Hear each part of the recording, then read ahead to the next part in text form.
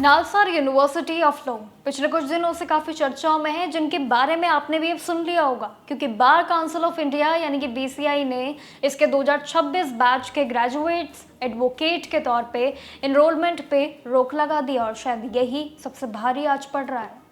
लेकिन जब इस फैसले के खिलाफ देश भर में विरोध शुरू हुआ, कई ज़्यादा कंट्रोवर्सी शुरू हुई, तो सीजेपी की तरफ से एक आंदोलन की धमकी आई कि ये आंदोलन होगा। बीसीआई ने अपना फैसला बदल लिया और एनरोलमेंट पे ये पूरी रोक हटा भी दी। लेकिन अब जब पूरी तरीके से जांच नहीं हो जाती, जब तक किसी भी स्टूडेंट के खिलाफ कोई सख्त एक्शन कार्रवाई नहीं की जाएगी, ये भी ऐसा रूल अब है। अब देखिए पूरी कंट्रोवर्सी का पार्ट क्या है। ये पूरी यूनिवर्सिटी लगभग करीब 28 साल पुरानी है और इसका पूरा नाम national academy of legal studies है और साथ ही रिसर्च में काफ़ी बड़ा नाम भी है। इसकी जो स्थापना है 5 जुलाई 1998 को आंध्र प्रदेश सरकार के कानून के तहत इसकी पूरी स्थापना की गई थी।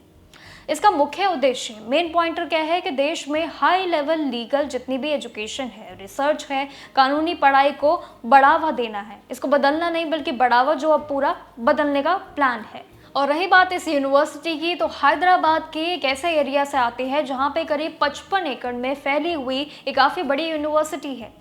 देश की शुरुआती नेशनल लॉ यूनिवर्सिटी में शामिल भी है। काफ़ी बड़ा नाम है, काफ़ी बड़ा रहस्य भी है। नालसा की स्थापना भी पिछले 1990 के दशक में माध्य पूरी तरीके से बड़े बड़े अगर देखें तो मामलों में ज़रूर रही है और उस वक्त भी करीब आंध्र प्रदेश हाई कोर्ट के ये चीफ जस्टिस रहे न्यायमूर्ति प्रभाशंकर मिश्रा का बड़ा योगदान भी इस पूरी यूनिवर्सिटी में काफ़ी रहा था। नालसा और जेंजी, इसकी बात करते हैं मेन, या आपस में एक काफ़ी गहरे कनेक्शन में देखा जाता है। ऐसा क्यों?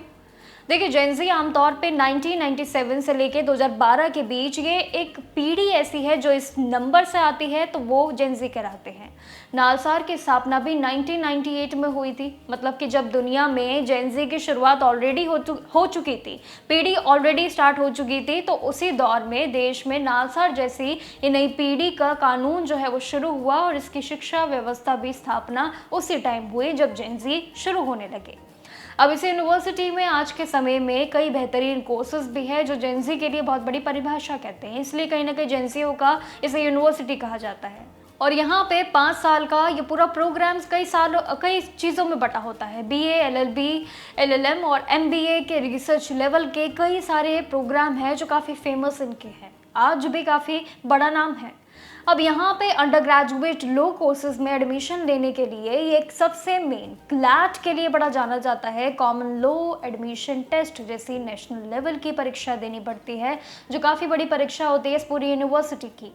ये पूरी संस्था संविधान जो है वो मूल्य कांड के जितने भी यहाँ पे सामाजिक ज्ञान रहे हैं, जितने भी नियम रहे हैं, जैसे कि इन सभी विषयों पे सबसे ज़्यादा जोर देते हैं यही यूनिवर्सिटी के लोग। अब नालसा के ये 25 करीब एकड़ में बना हुआ कैंपस पढ़ाई और सुविधा दोनों के मामले में बेहद ही शानदार ऑप्शन है, इसलिए लॉ स्टूडेंट्स इसको काफ़ी चुनते हैं। अब यहाँ पे पढ़ाई और जितने भी एडमिनिस्ट्रेटिव बिल्डिंग के अलावा एक बड़ी लाइब्रेरी, इंटरनेट सेंटर और साथ ही रिसर्च सेंटर्स भी यहाँ मौजूद है। इसके अलावा हॉस्टल भी है, डाइनिंग हॉल और खेलने के तो जैसे मानो स्पोर्ट्स की सबसे बड़ी फैसिलिटी इसी यूनिवर्सिटी में पाई जाती है, इसलिए शायद ये सबसे अहम ऑप्शन होता है लॉ स्टूडेंट्स का। इसके अलावा कैंपस में लगभग करीब 500 लोगों की कैपेसिटी वाला एक बड़ा, यहाँ पे एक सबसे बड़ा आयोजन करने वाला कार्यक्रम भी होता है। इतना ही नहीं बल्कि कैंपस के अंदर बहुत सारी ऐसी फैसिलिटी है जो शायद आने वाले यूनिवर्सिटी में भी ना मिले, तो इसकी विशेषता काफ़ी है। लेकिन कहने वाली बात यही है कि अभी जो चल रही कंट्रोवर्सी वो यहीं पे टिकती है कि लॉ स्टूडेंट्स के लिए अचानक से कैसा रूल क्यों रखा कि आगे जाके लॉ स्टूडेंट्स वही बनेंगे जो हमारी बिना अनुमति के अगर बनना चाहेंगे तो वो नहीं बन पाएंगे। आखिर ये कैसा लॉ है? और जिसको लेके सीजेपी भी अब पूरी तरीके से आंदोलन के लिए खड़ा हुआ है कि डिबेट लॉ स्टूडेंट्स की तो होगी और साथ ही हमारी भी होगी। तो कहीं ना कहीं आप देखते हैं कि आगे पूरा मामला क्या बनता है, लेकिन आपकी क्या राय है चल रहे विवाद पे कमेंट सेक्शन में ज़रूर बताइएगा। बाकी जानकारियों के लिए देखते रहिएगा जागरण जोश।